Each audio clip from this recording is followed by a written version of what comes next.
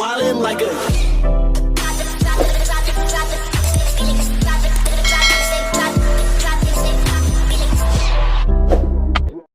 Assalamu alaikum warahmatullahi wabarakatuh. Akkam jirtan nagaa keessanii fayyaa keessanii baga jiraattan addunyaa hundarratti bakka jirtan hundatti nageenyi koo kan kabajaa isin haa ga'u isin jedha.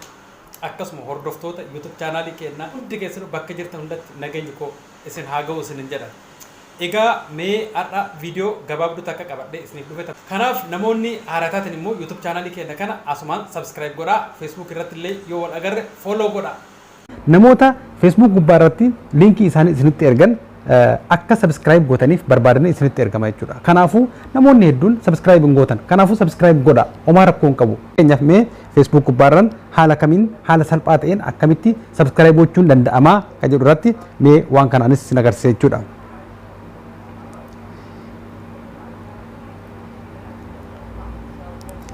Egaa haala kamiin haala salphaa ta'een linkin YouTube Facebook gubbaa irratti yeroo tuqamu isin galee yeroo linkii kana gadi tuqan haala salphaa ta'een akkamitti subscribe nu ta'uu danda'a. Subscribe ta'uu didee yoo gadi tuqnu Gmail nu gaafataa yookaan email nu gaafataa jedhan. Kanaafuu mee haala kamiin haala salphaa ta'een karaa gabaabaatti linkii kana linkii yoo namni isinitti erge linkii yookaan Facebook gubbaa irratti linkii YouTube subscribe naa godha yoo isin jedhan yeroo sanitti karaa salphaa ta'een haala kamiin akkamitti karaa gabaabaatti subscribe gochuu dandeenya direct YouTube seennee jechuudha asumarraan. Kanaafuu mee kana walumaan ilaalla jechuudha. Fakkeenyaaf kunoo linkiin kuni linkii kiyya kan Facebook irratti share ta'edha jechuudha. Kanaafuu kana amma subscribe gochuu yoo barbaadan jechuudha gabaabumatti jechuudha gamoo gadhaanu kana Shamsoo Appis kan jedhu kana gamoo gadhaanu tana linkii tana yeroo takka gadi tuqxan jechuudha. Sana booda yoo gadi tuqxan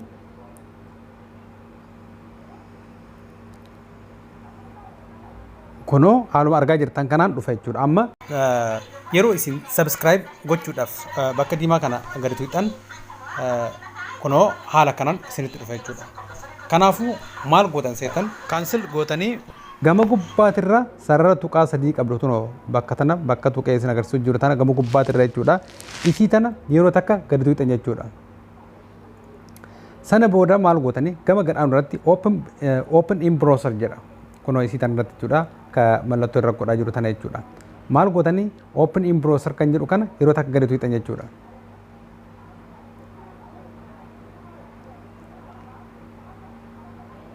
Sana booda haala salphaa ta'een kunoo amma directly YouTube seennee jirra jechuudha. Facebook ma keessa YouTube seennee jirra jechuudha.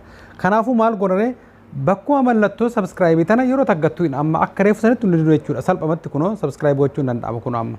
Sana booda kunoo on notification gootan jechuudha. Sana booda kunoo haala kanaan subscribe goonee jirra jechuudha.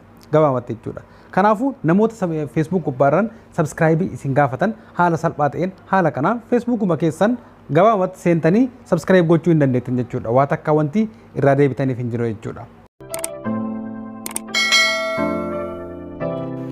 Ammas kan biraa irratti isiniif dabala jechuudha. Facebookiin keessan jechuudha. Facebookiin friendiin isaa jechuudha. 5,000 yoo gahe 5,000 geennan sadii ol hin dabru jechuudha. 5,000 ol dabruu hin danda'u. Kanaafuu maal gootan? 5,000 yeroo gahe namni tokko namni isin jaallatan yoo dhufe namni isin jaallatan tokko yoo isin dhufe kan dhuftaate yoo inni add friend isin godhu addin keessan 5,000 gahee jira waan ta'eef nama biraa ofitti hin fudhatu jechuudha. Kanaafuu maal gootan? Unfriend gootanii kaan balleessitanii kaan fudhachuun yeroo isin irraa fixa jechuudha. Kanaafuu maal gootan? 5,000 sun akkasumatti haa ta'u. Kan biraa gama jalaatiin follow isaa active gootan jechuudha. Kanaafuu following yoo banattanii jettan 5,000 gahee gahuu baatee follow keessan active yoo gootan akka ajaa'ibaatti page isiniif ta'a. Sana booda follow isin godhee namni isin barbaade follow godhee isin hordofuu danda'a waan barbaadan jechuudha. Kanaafuu haala kamiin follow isaa banachuu dandeenya. Followeriin akka nu dhufe jechuudha.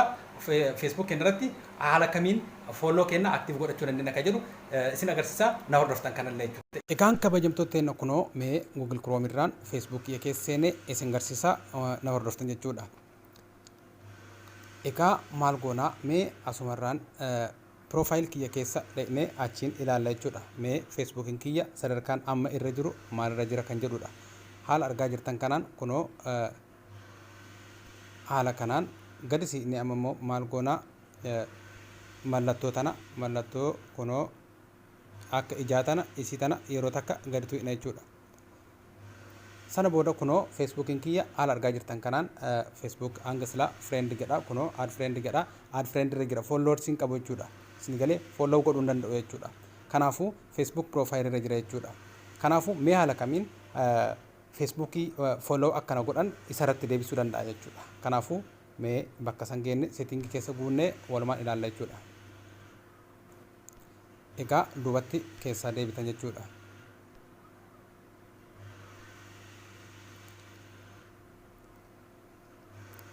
Sana booda maal goonaa gama gubbaatirra ol siiqnee jechuudha. Gubbaarra jechuudha sarara tuqaa sadii tana yeroo takka gadi tuqna jechuudha. Sana booda maal goonaa gadi siiqnee seetingii keessa seenna jechuudha. Seetingii tana keessa seenna jechuudha kunoo. Sana booda maal goonaa isii tana yeroo takka gadi tuqna ammas gadi siiqna sana booda jechuudha. Gadi siiqnee maal goonaa kunoo bakka tana followers and public content ka jedhu kana isa kana keessa seenna jechuudha. Kunoo sarara tana keessa seenna jechuudha. Isii tana yeroo takka gadi tuqna jechuudha. Sana booda maal goonaa public kan jedhu irratti deefna asirraa hunda isaanii jechuudha. Gubbaarraa kaanii hanga gadiitti kunoo hanga gadiitti friends of friend irraa yookaan friends irraa public irratti deefna hunda isaanii jechuudha. Asirraa jechuudha bakka kana keessa kan jiru. Kan sarara kana keessa jiru hunda isaatu public irratti deefna jechuudha. Fakkeenyaaf asirraa kaanii hanga gaditti isin agarsiisa jechuudha. Kunoo asirraa eegalee tanas ishii tanas kan birootis arma gadi yoo jiraate hunda isaanii public irratti deefna jechuudha. Mee walumaa irratti deefnee ilaalla. Gubbaarraa kaafnee hanga gaditti jechuudha. Kunoo gubbaarraa asitti amma friends kan jedhu jira public irratti deefna jechuudha. Sana booda ammas kan itti aanus ni ilaalla. Kunis kuni public irra jira.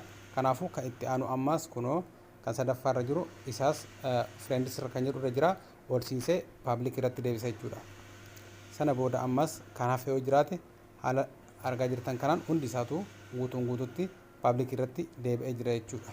Kanaafuu public irratti deebi'u isaa check godhu jechuudha. Kunoo haala argaa jirtan kanaan asitti public irratti deebi'ee jira, asittis public irratti deebi'ee jira, kunis public irratti deebi'ee jira jechuudha. Kanaafuu haala argaa jirtan kanaan haala salphaa ta'een kana irratti seetingii kana guunnee jirra jechuudha. Sana booda of duuba baakkoonee yeroo takka keessaa baana jechuudha. Amma immoo kan itti aanutti dabarra jechuudha. Achumarraa xiqqoo ol siiqneetuma jechuudha. How people find and contact you kan jedhu kana isatti deebina jechuudha. Isa kana jechuudha. Isin galee sana booda isaas yeroo takka gadi tuqna jechuudha. Sana booda gama gubbaatirra jechuudha. Gama gubbaatirra sarara gubbaarra jiru kana kunoo isa kana jechuudha. Isii tana who can send your friend request kan jedhu kana isa kana yeroo takka gadi tuqna jechuudha. Sana booda bakka tana jirti dubbiin waan kana sirriitti hubachuun barbaachisaadha. Everyone kan jedhu irraa jechuudha. Friends of friend kan jedhu kanarratti gadi deefna jechuudha. Kan gama gad aanu kanarratti jechuudha. Kan gubbaa sanirraa kanarratti gad deefna jechuudha. Kunoo isii tanarratti deefna jechuudha. Mallattoo tana jechuudha. Mallattoo tana mallattoo gubbaarraa tana jechuudha. Isii tana jechuudha. Gadi siisinee asirratti ka gama gad aantu tanarratti deefna jechuudha. Isii tanarratti deefna jechuudha. Ta gubbaa sun hin taatu jechuudha. Isinii galee gadi siisina jechuudha. Ka gama gad aanu kanarratti jechuudha. Kanaafuu maal goona kunoo haala kanaan sirreessina jechuudha. Asiin seetingii as keessa jiru hundaa xumurree jirra jechuudha. Sana booda keessaa baana jechuudha. Baakkoonee keessaa baana. Gara piroofaayilii keenyatti deebinee ilaalla jechuudha. Sana booda maal goona piroofaayilii kiyya keessa seena jechuudha. Piroofaayilii kiyya kana keessa seena jechuudha. Mee isa keessa seenee bakkuma reefu ilaalle san ilaalla jechuudha. Sana booda maal goona kunoo sarara tana keessa seenee ilaalla jechuudha. Sarara tuqaa sadii tana jechuudha. Bakkee reefu ilaalle san jechuudha. Kanaaf maal goona ammas gadi siiqnee jechuudha. View as tan jettu tana bakka mallattoo ijaa tana yeroo takka gadi tuqna jechuudha gama gadhaan duratti. Kunoo haala argaa jirtan kanaan amma kareefu add friend naan jedhu amma followers naan jedha jira jechuudha. Kunoo haala argaa jirtan kanaan jechuudha. Isin galee follow naan jedha jira jechuudha. Kanaafuu namni amma fakkeenyaaf feesbuukii friendiiwwan kiyya hedduun keessan jechuudha. Aadii na gaafattuun aadii yoo na gaafattan friendiin kiyya 5,000 guutee jira waan ta'eef maal gootanii mallattoo tana gadi tuqxaniituma follow na godhuudhaan na hordofuu dandeessu jechuudha. Isin galee follow gootanii na hordofuu dandeessu jechuudha. Waan inni godhu eenyumtuu haala kanaan feesbuukiin keessan friendii isaa 5,000 guutee yoo namoota qeebaluu dadhabdan fakkeenyaaf namoota muraasa ofirraa remove gootanii sana booda namoota barbaadan qeebaltan jechuudha. Kanaaf akka akkasin gooneef maaliif haala kanaan namni isin barbaade dhufee followerii tana tuqee isin hordofuu danda'a jechuudha. Facebookiin keessan 5,000 gahuu baatu ni danda'ama jechuudha. Followersii banachuun jechuudha. Dirqama kun. Kanaafuu followersii keessan banattanii haala kanaan akka itti fayyadamtanii fi ammaaf tanumaa qabadhee kan dhufe kana jechuun namoota hubannoo isaa sirriitti hin qabneef namoota haala kanaan rakkatan hin dhabamu jechaaf kana qabadhee isiniif dhufe jechuudha. Kanaafuu namoonni beeytaniif hubannoo dabalataati namoota hin beeyneef immoo hubannoo gaarii akka ta'e homaa shakkii hin qabu taanitti ammaaf xumuree jira. Namoonni YouTube channel keenyaaf haaraa taatan immoo subscribe gochuudhaan YouTube keenya akka nu hordoftan isin gaafanna. Kanaaf ammaaf xumuree jira. Nagaanaaf taatanii yeroo biraa walitti deebinaa.